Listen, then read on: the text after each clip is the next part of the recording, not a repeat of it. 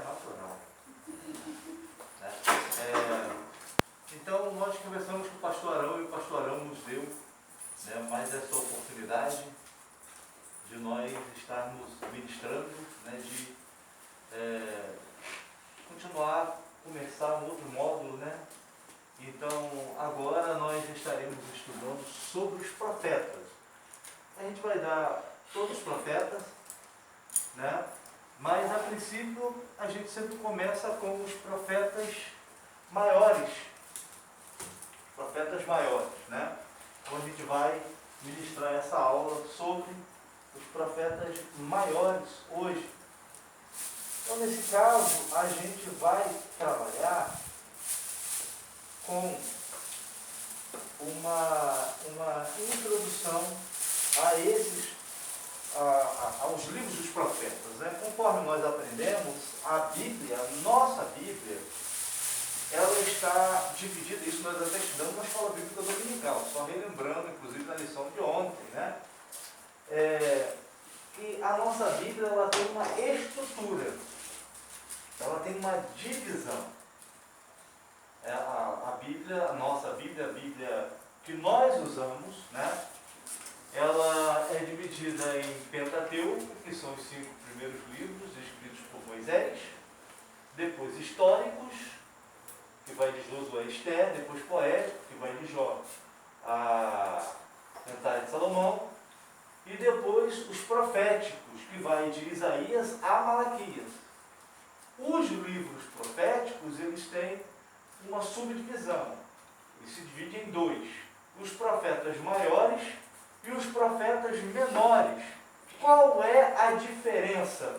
Por que os 5 primeiros são chamados de profetas maiores e os demais são chamados de profetas menores? Não é porque um é maior do que o outro, não é porque Isaías era melhor do que Zacarias. Não era por causa disso, é por causa do tamanho do livro. Então, esses primeiros 5 são chamados de profetas maiores porque o livro deles é maior do que o dos profetas hoje, do que os dos profetas menores. Entendeu? Mas aí os irmãos poderão me perguntar assim: mas, presbítero Reinaldo, o livro de Daniel é profeta maior? Sim, é. Poxa, mas ele só tem 12 capítulos, ao passo que Oséias tem 14 capítulos. Aí eu vou dizer para os irmãos, sim, claro. Mas se os irmãos forem contar a quantidade de versículos que tem no livro de Daniel e comparar com a quantidade de versículos que tem no livro de Oséias, Daniel tem muito mais. Cada capítulo de Oséias, cada capítulo de Daniel, tem mais de 40 ou mais de 50 versículos. Ao passo que cada capítulo de Oséias, ou de Zacarias, que também tem 14 capítulos, são capítulos menores, com mais ou menos 10, ou no máximo 15 versículos cada. Então, se mede o número, as pessoas às vezes erram, medir o tamanho do livro contando capítulos. Na verdade, deveria contar, medir o tamanho do livro contando a quantidade de versículos que tem. Então, por que os 5 primeiros, Isaías, Jeremias, Lamentações de Jeremias, Ezequiel e Daniel, são considerados profetas maiores? Por causa do tamanho, do volume, da quantidade de versículos desses livros. Eles têm mais versículos do que os profetas menores. Né? Periodização histórica, isso aqui é importante. Isso aqui é importante para situar o livro dentro do seu tempo. E essa informação, ela está coligada com essa pergunta aqui. Quando escreveu? A melhor forma de se entender os livros da Bíblia, a gente tem comentado aqui, é estudar o macro. O que é o macro? Macro é o todo. Você estuda o todo. Você pega e estuda um panorama completo de um livro. Se nós começarmos a estudar um livro pegando as características principais do livro, fica mais fácil para a gente entender o micro. O que é o micro? São aqueles detalhes que estão no livro. Por que fica mais fácil? Porque, por exemplo, se eu ler o livro de Zacarias, o livro de Ageu, e eu vou ver que Ageu fala, incentiva o povo a reconstruir o templo, eu vou entender, eu vou ficar sem entender que templo é esse. Mas que templo é esse? Agora, quando eu pego a periodização histórica e quando escreveu, eu vou entender o quê? Que Ageu, ele exerceu o seu ministério, ele escreveu, quando eles estavam voltando do Império Babilônico. Ou seja, quando eles estavam retornando do cativeiro babilônico. E o povo deu uma descansada lá, deixaram o templo de lado, foram construções de casa e tal. Aí fica mais fácil de entender. Ok, que essa periodização ela é baseada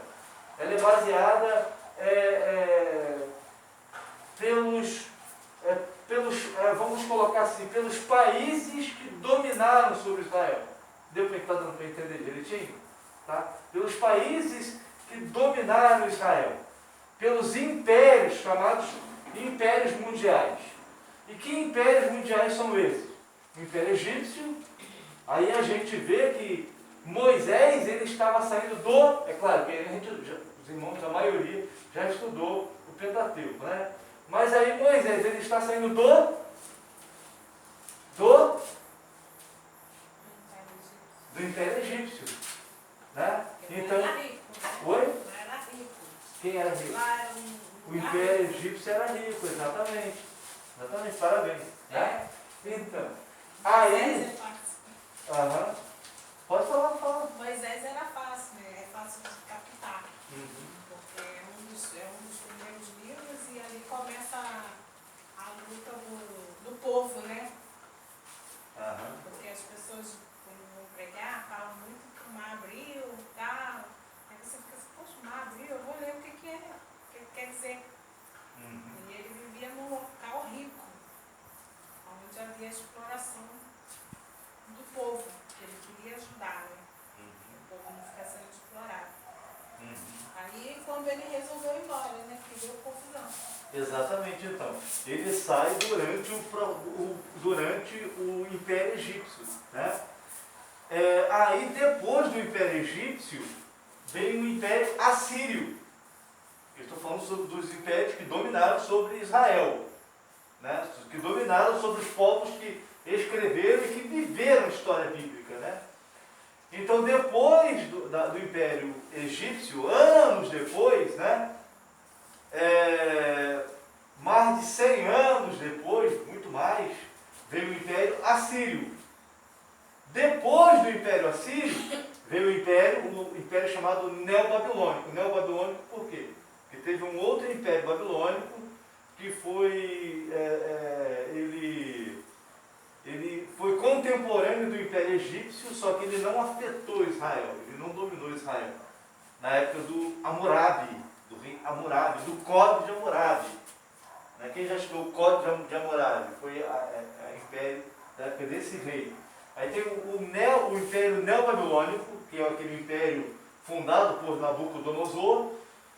Depois do Império Babilônico veio o Império Medo-Persa. Depois do Império Medo-Persa veio o Império Grego. Depois do Império Grego, aí a gente já sai de profetas e entra nos Evangelhos e no Novo Testamento. No Império Romano. Então essa periodização é importante para situar a época em que esses profetas viveram. Entendeu? Então isso é importante. Então nesse caso, a principal... Paz do Senhor, nome de Deus. Senhor, todos. Rapaz, você... Cheguei cansado demais. Rapaz. Consegui chegar. Vou começar com o pastorão. Tirou 10.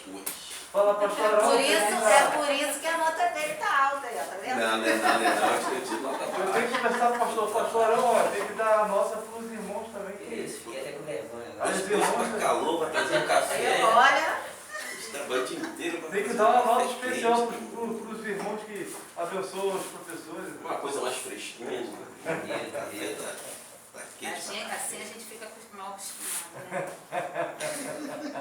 quem tem um propósito de emagrecer, mas tá difícil.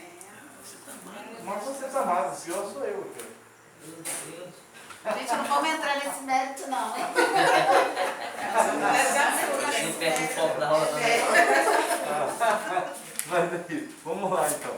Mas a principal periodização dos profetas é nesse período antes do Império Babilônico, durante o Império Babilônico e depois do Império Babilônico. Essa é a principal. Por quê? Especialmente no caso dos profetas menores. Alguns viveram antes do Império Babilônico, outros viveram durante o Império Babilônico e outros viveram depois do Império Babilônico. Né? Então, o Império Babilônico é quase que um marco na história de Israel. E que modifica algumas coisas também, até na religiosidade judaica, onde surge a figura do rabino e a instituição da sinagoga. Ela se dá aí, nesse período do Império Babilônico, antes do Império Babilônico, né, durante o Império Babilônico e depois do Império Babilônico. Okay? Profeta, significado de profeta. Profeta, nem sempre é aquele que prevê o futuro, porque muitas das vezes a gente tem o pensamento de que profeta é alguém que prevê o futuro. Nem sempre. Faz parte também do ministério profético, mas nem sempre é isso. O profeta era aquele que falava em nome de Deus, geralmente os lábios deles eram, não estou dizendo que eles perdiam a consciência, não era isso, mas eles emprestavam os seus lábios para Deus e Deus falava através deles. Então, algumas profecias são, na verdade, pregações. Na verdade, existem algumas divisões e subdivisões de ministérios proféticos. Existe, por exemplo, o profeta do povo, que é aquele profeta que exercia o seu ministério no meio do povo simples, no meio de nós. Por exemplo, Eliseu. Eliseu exerceu o seu ministério no meio do povo simples. Elias foi o profeta denunciador, ou seja, foi aquele profeta que denunciou os pecados de Acabe e Jezabel. Existia o profeta da corte. O profeta da corte, geralmente ele era conselheiro do rei. Isaías foi um profeta da corte. É o livro que nós vamos estudar hoje. Isaías, ele foi um profeta da corte. Ele foi uma espécie de conselheiro real. Jeremias foi um profeta denunciador. Ele denunciava também os pecados do rei e do povo de Israel. Daniel foi um profeta da corte, exerceu o seu ministério na corte do rei Nabucodonosor e depois também na corte do rei Dario. Né? Existia o profeta visionário, o profeta vidente e o profeta pregador. O profeta pregador era aquele profeta que Deus dava a mensagem e ele transmitia pela pregação. Por exemplo, Jonas. A pregação de Jonas é uma das mais curtas da Bíblia, já viram? Daqui a 40 dias e Nínive será destruída. Ele rodou as ruas da cidade. Daqui a 40 dias Nínive será destruída. E a pregação mais repetitiva que tem foi a de Jonas, né?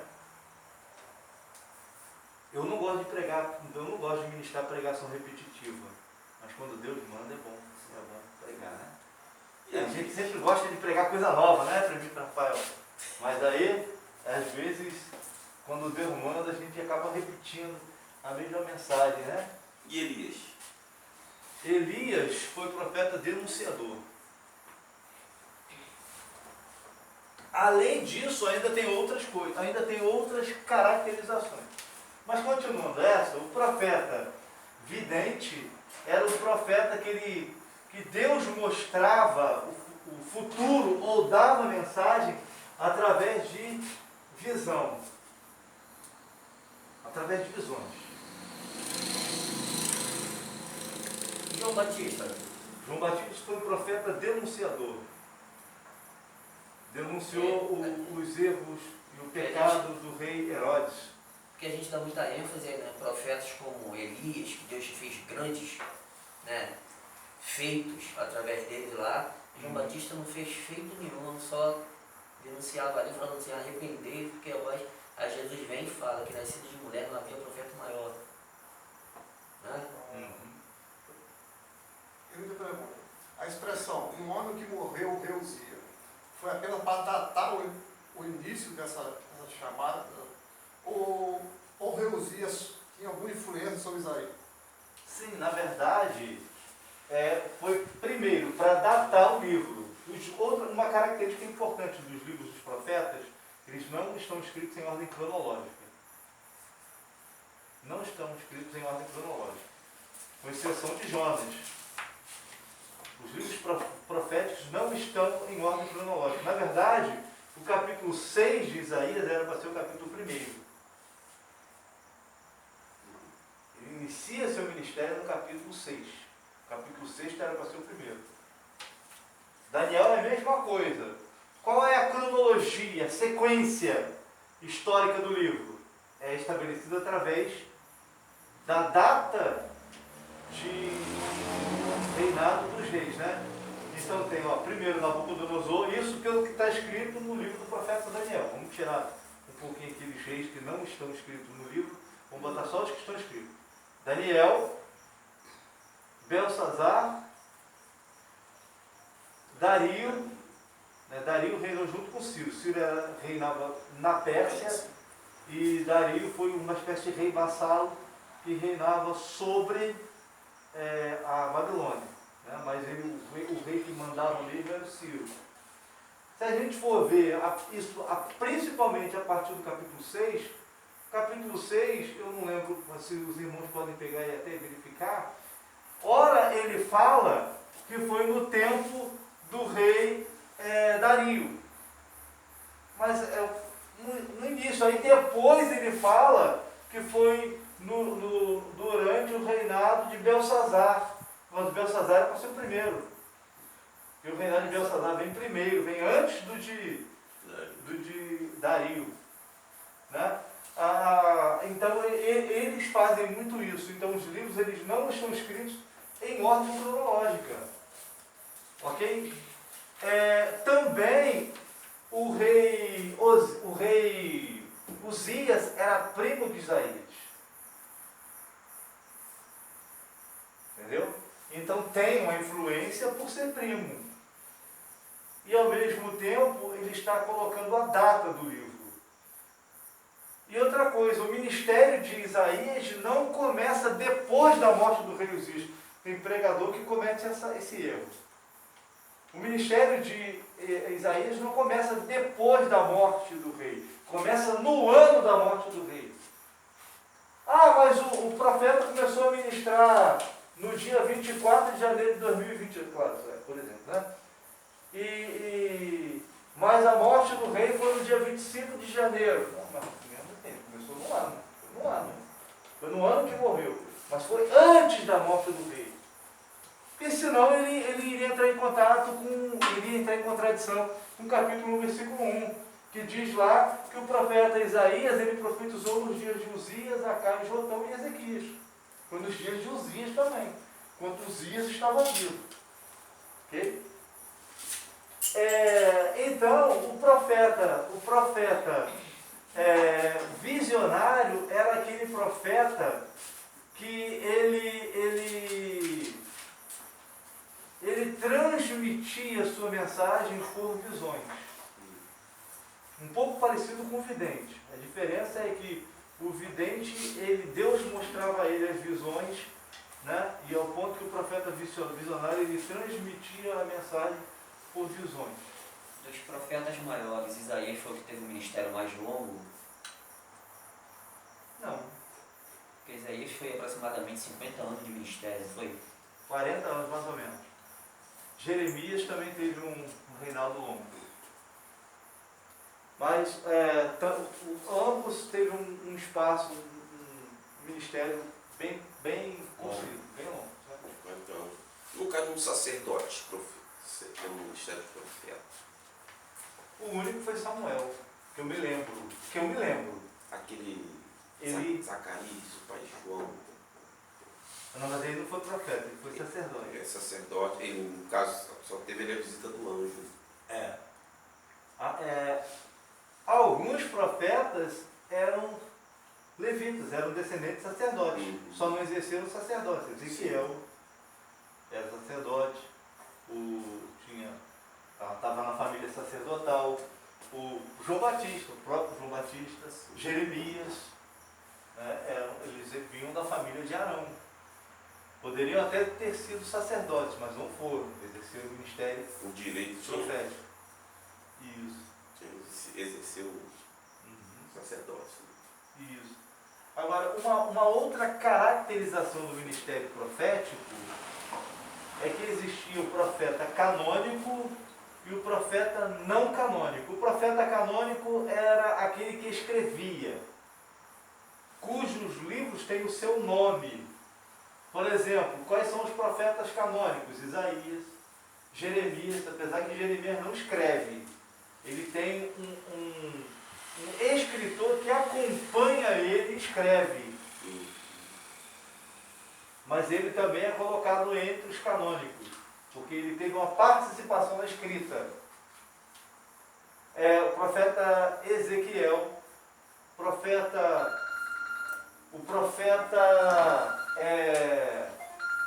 Daniel, esses são profetas canônicos, cujos livros